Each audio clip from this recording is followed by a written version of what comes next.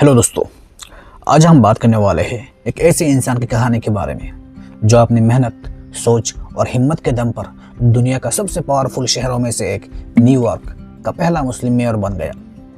नाम तो आपने सुना ही होगा, ज़ोहरान ममदानी।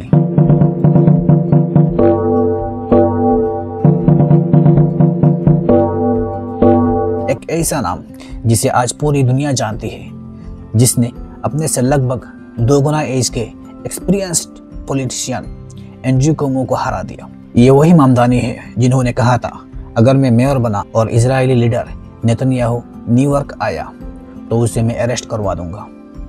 बस फिर क्या था, ओपोनेंट्स ने उनके खिलाफ इस्लामोफोबिक कैंपेन चालू कर दिया। किसी ने स्टैचू ऑफ लिबर्टी को बुर्का पहनाकर मीम बनाया, तो किसी ने बोला अगर ये जीत गया तो लड़कियों की फ्रीडम चली जाएगी। ट्रंप ने तो सीधा उन्हें कम्युनिस्ट टैग दे दिया। लेकिन इन सब के बावजूद एक मुस्लिम इमिग्रेंट ने $1 बिलियन कैंपेन्स के सामने अपनी सोशल मीडिया के वीडियोस, पॉडकास्ट और लोगों के कनेक्शन से सबको हरा दिया। कैसे हुआ ये? कैसे ज़ोहरान ममदानी पॉलिटिक्स में आए और कैसे उन्होंने आए, देखे और जीत लिया? चलिए स्टेप बाय स्टेप समझते हैं। ज़ोहरान ममदानी को समझने के लिए पहले उनके परिवार को समझना जरूरी है। उनका जन्म 1991 में उगांडा के एक इंडियन ओरिजिन परिवार में हुआ था। उनका फादर महमूद ममदानी एक मशहूर प्रोफेसर और एकेडमिक है, जिन्हें पूरी दुनिया जानती है उनके रिसर्च के लिए। उनके मदर मीरा नेयर, जी हाँ, वही फेमस फिल्म मेकर जिन्होंने सलाम बॉम्बे, मनसून वेडिंग और द नेमसेक जैसी ऑस्कर नॉमिनेट फिल्म्स बनाई है। और उनकी वाइफ रामा दौजी एक सीरियन ओरिजिन आर्टिस्ट है। उनकी शादी दिसंबर 2024 में हुई। एकदम मल्टीकल्चरल, इंटेलेक्चुअल और क्रिएटिव परिवार। ज़ोहरान ममदानी सिर्फ 7 साल के थे जब न्यूयॉर्क आए। आज जो सिटी दुनिया का फाइनेंशियल और कल्चरल हब है, वही न्यूयॉर्क, जहां 8.5 मिलियन लोग 700 अलग अलग भाषा बोलते हैं। लेकिन आयरनी देखो, ये वही सिटी है जहां 9/11 के बाद इस्लामोफोबिया पूरी दुनिया में फैल गया। और अब वही सिटी एक मुस्लिम मेयर को चुन रहा है। ज़ोहरान ममदानी ने अपना ग्रेजुएशन बोर्डिंग कॉलेज से किया था। सब्जेक्ट था अफ्रीकन स्टडीज़। इनिशियली वो पॉलिटिक्स में नहीं थे, उनका इंटरेस्ट था म्यूज़िक में। वो मिस्टर कार्डामम नाम से हिप हॉप करते थे। लेकिन जब उन्होंने क्वींस न्यूयॉर्क में एक हाउसिंग काउंसलर के तौर पर काम किया, तब उन्हें समझ आया कि सिस्टम किस तरह से इमिग्रेंट्स और ब्लैक लोगों के साथ अनफेयर करती है। और यही से उनका पॉलिटिकल जर्नी शुरू हुआ था। 2016 में जब बर्नी सैंडर्स ने हिलरी क्लिंटन के अगेंस्ट प्रेसिडेंशियल नॉमिनेशन के लिए कैंपेन चलाया, तब ममदानी ने बर्नी के कैंपेन में वॉलंटियर के तौर पर काम किया। उसके बाद वो जुड़ गए डेमोक्रेटिक सोशलिस्ट ऑफ अमेरिका यानी DSA के साथ। DSA एक बड़ा सोशलिस्ट मूवमेंट है जो free education, free health care और रिच लोगों पर हायर टैक्स जैसी पॉलिसी सपोर्ट करता है। 2020 में ममदानी ने पहली बार इलेक्शन लड़ा न्यूयॉर्क स्टेट असेंबली के 36 डिस्ट्रिक्ट से, और शॉकिंगली पहले ही अटेम्प्ट में जीत गए।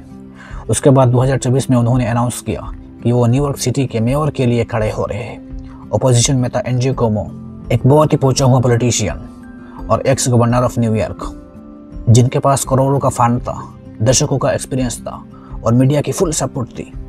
लेकिन जो रिजल्ट आया, ज़ोहरान ममदानी को मिला है 56.4% वोट्स और एंड्रयू कुओमो को मिला 43.6% वोट्स।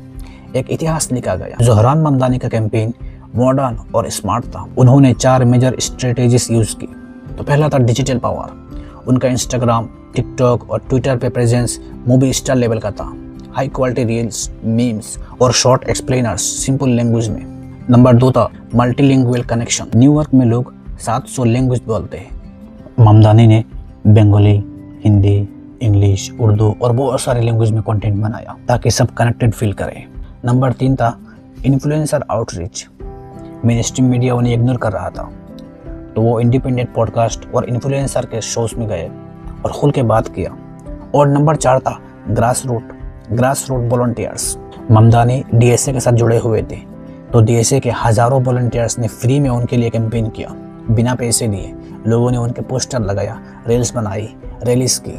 जब कोई मुस्लिम लीडर इतना पॉपुलर होता है तो हेट भी बढ़ता है। ममदानी को एंटीसेमिटिक लेबल दिया गया क्योंकि उन्होंने गाजा में इजराइल के अटैक्स को जेनोसाइड कहा। उन्होंने बोला, अगर नेतन्याहू न्यूयॉर्क में आए, मैं उसे अरेस्ट करवा दूंगा। ये बात कहना अमेरिका में बहुत बड़ा रिस्क है, क्योंकि न्यूयॉर्क में 12% पॉपुलेशन ज्यूइश भी है। फिर भी ममदानी ने अपना स्टेंस नहीं बदला और कई ज्यूइश लोगों ने भी उनका सपोर्ट किया, क्योंकि वह ज़ायोनिज़्म के खिलाफ थे, जुडाइज़म के नहीं। ज़हरान ममदानी की जीत सिर्फ एक इलेक्शन नहीं थी, ये एक ग्लोबल पॉलिटिकल स्टेटमेंट था।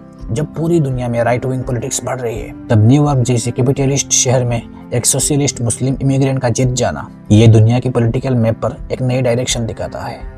आज ज़हरान ममदानी सिर्फ एक पॉलिटिशियन नहीं, वो एक सिंबल है, एक होप उन सब लोगों के लिए जिन्होंने कभी सोचा नहीं था कि इमिग्रेंट बैकग्राउंड से आया एक मुस्लिम लड़का अमेरिका के सबसे पावरफुल शहर को लीड करेगा।